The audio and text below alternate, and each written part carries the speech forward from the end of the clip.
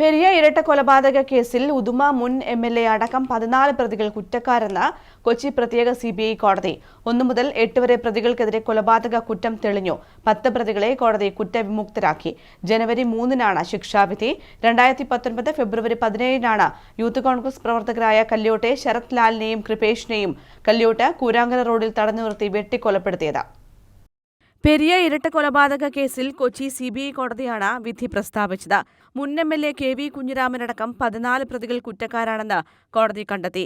A. Peethambaran, Saji C George, KM. Suresh, K. Anilkumar, Jijin, R. Sreerag, A. Ashwin, Subeesh, A. Murali, T. Ranjith, K. Manikandan, A. Surendran, Raghavan Velutholi, K. V. Bhaskaran എന്നിവരാണ് കുറ്റക്കാർ.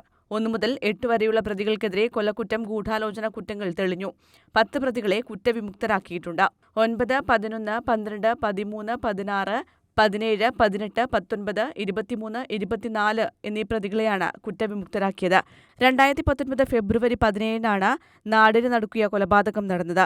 ബൈക്കിൽ സഞ്ചരിക്കുകയായിരുന്ന youth Congress പ്രവർത്തകരായ കല്യോട്ടെ ശരത് ലാലിനെയും കൃപേഷിനെയും കല്യോട്ട് കൂരാങ്കര റോഡിൽ തടഞ്ഞു നിർത്തി വെട്ടിക്കൊലപ്പെടുത്തുകയായിരുന്നു. തുടക്കത്തിൽ കേരള പോലീസും പിന്നീട് ക്രൈംബ്രാഞ്ചും അന്വേഷിച്ച കേസ് ഹൈക്കോടതി നിർദ്ദേശപ്രകാരം പിന്നീട് സിബിഐ ഏറ്റെടുക്കുകയായിരുന്നു. ജനുവരി 3-ന് പ്രതികൾക്കുള്ള ശിക്ഷ വിധിക്കും. News desk, Kannur vision.